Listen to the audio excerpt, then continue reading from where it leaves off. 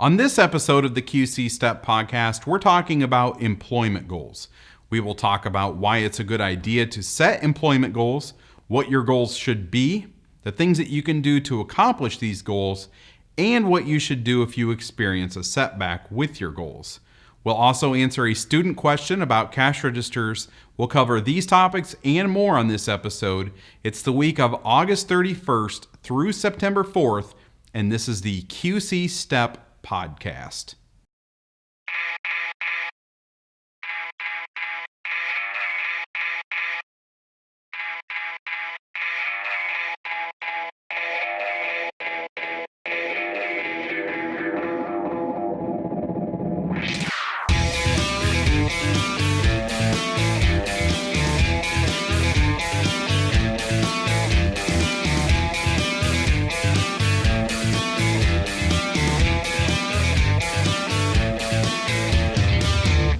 Hi, and welcome to this week's episode of the QC Step podcast. I'm Corey Finneran. This week, we're going to tackle a big picture type of topic. We're talking about setting your employment goals for this school year. But before we get to that, I have a few other things to go over. First off, as I mentioned on our last episode, I'm using our Facebook and Twitter to share job leads. If you go to qcstep.com, you can click on the social icons to get to our accounts. You can also go to qcstep.com/Facebook, and we're at QCStep on Twitter and Instagram. We learn about job leads throughout the week, and that's where we will be sharing those with you.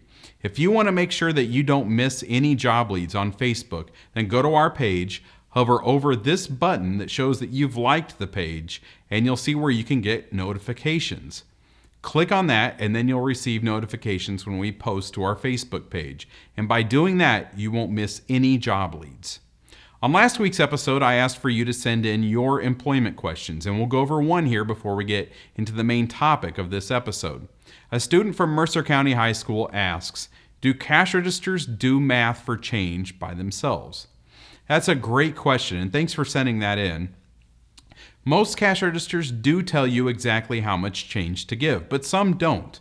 But don't think that just because a cash register tells you how much change to give back to a customer means that it makes cashiering easier.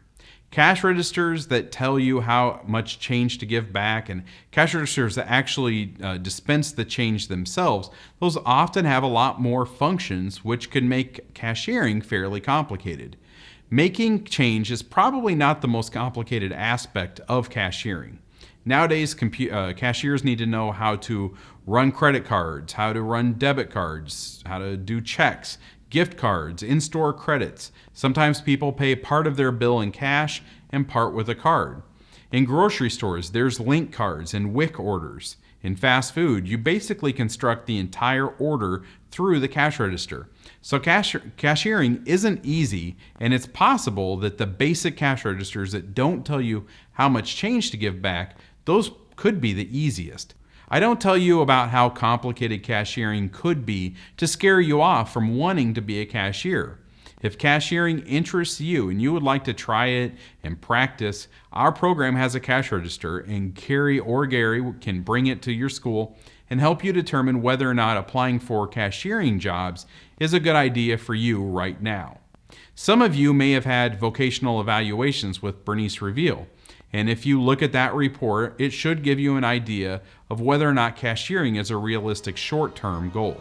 So thanks for sending in that question, and if you have any employment questions for me to discuss here on the podcast, you can submit them through the website. Just click on this image and then fill out the form.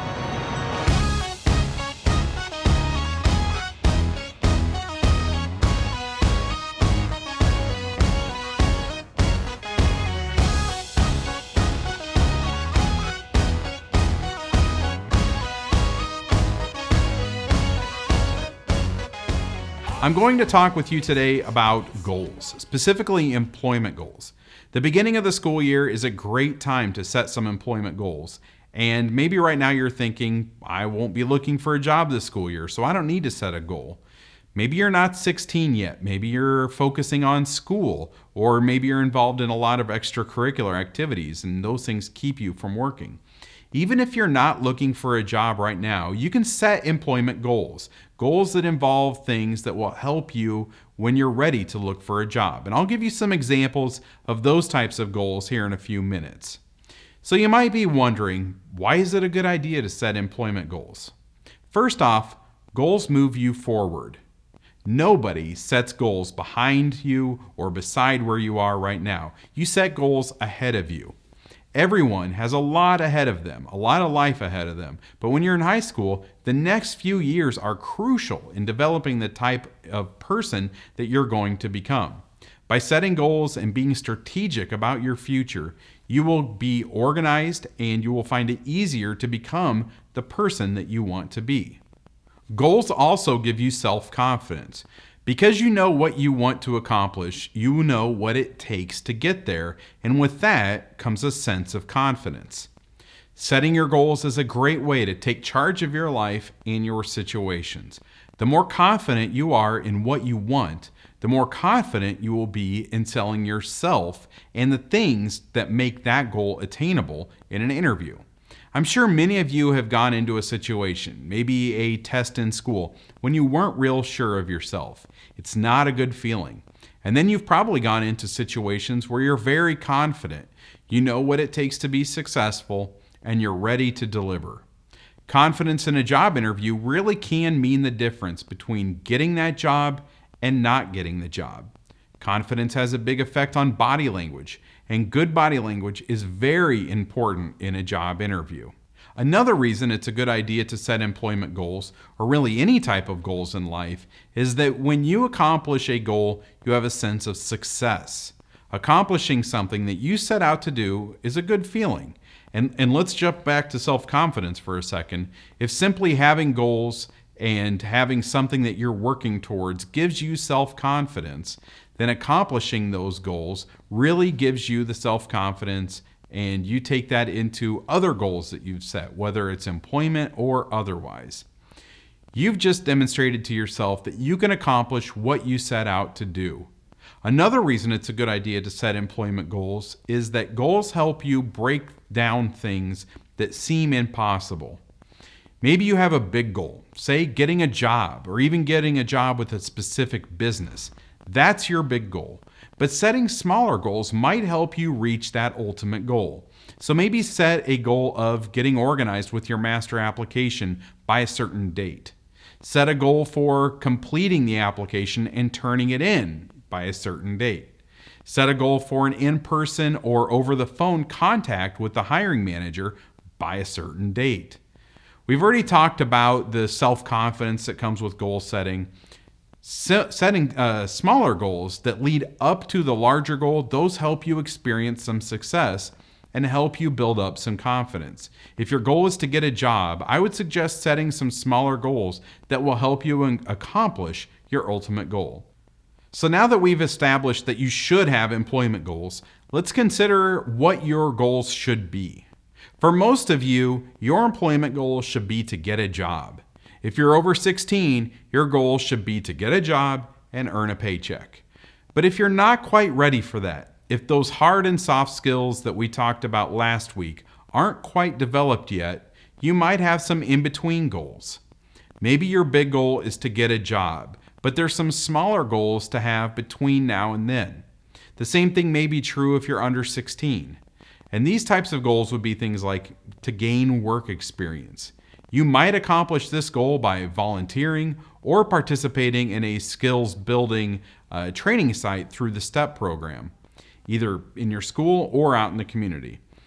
If your ultimate goal is to get a job and you don't have any work experience, that should be a goal to accomplish.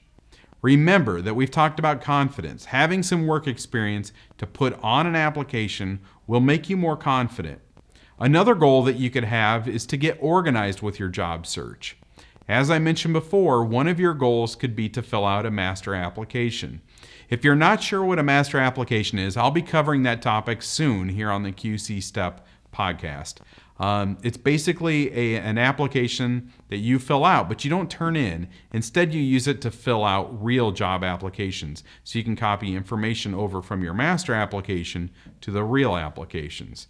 If you go to qcstep.com/master application, you can print one of these off. Another goal that you could set to get organized with your job search is to collect references. Job applications often ask for references, and you will need to be organized with 3 or 4 people that would have good things to say about you and your work if they're contacted by a potential employer. References are not family members. The people that you should use as references should be aware that they may be getting a phone call from businesses that you apply with. So meet your goal of being organized with references. Identify the people that would have good things to say about you and your work, talk with them and find out if they will be a positive reference for you, and then get their contact information on your master application. So when it comes time to fill out job applications, you're organized and prepared. The ultimate way for you to meet your goal of being prepared is to have your employment portfolio up to date. Some of your schools and STEP classes do employment portfolios and some don't. Your teacher can let you know if an employment portfolio is something you'll be working on this year. Okay, so now we know why you should set employment goals, and we've talked about what your goals should be. So let's talk about how you meet these goals. The biggest factor in reaching your goals is this: you actually have to want to reach that goal. Your goal can't come to you. You have to go to it. You have to work towards a goal, and nobody can help you with reaching your goals if you don't really want to reach them. So the biggest way to meet your goal is to actually want to meet them and actually try. The best way for you to reach your employment goals really depends on you and your situation. For the most part, there aren't any blanket pieces of advice that I can give you for that. If you would like to get organized with your goals and figure out what you need to do to reach these goals, then talk with Gary or Carrie or your STEP teacher. The last thing that I want to discuss about goals is this: what if you experience a setback or don't meet a specific goal? The first thing is, if you don't meet your goal, don't be discouraged. Being discouraged does nothing to help your self-confidence, and we've established that self-confidence is really important in your employment search. Falling short on a goal gives you the opportunity to learn from your mistakes. Maybe you did things in trying to reach the goal that kept you from succeeding, and if you're able to identify those things, you will have the opportunity to learn from the situation to make sure those things don't keep you from reaching your goals in the future. There's this term called failing forward, and the idea behind that is that when you make a mistake, it's a learning opportunity. So you're failing, but you're still moving forward. Life is a process, and there's all sorts of opportunities for failure, and to be honest, you're going to experience some of those things. We all do. We've all experienced failure. The best way to handle that failure is to have a failing forward mindset. Don't get discouraged. Realize what caused that failure and do what it takes to avoid that failure in the future. We've covered a lot of material here in talking about employment goals. This is the perfect time of the school year to identify your employment goals and to start working towards them. Don't procrastinate. Don't put off developing your goals. Now is the time. And like I said before, if you want help identifying and developing your goals, or if you actually want help in accomplishing your goals, work with Gary and Carrie and your STEP teachers. Our program is here to help you be successful in all areas of employment, from your goal of filling out a practice application or a master application to your goal of getting a job.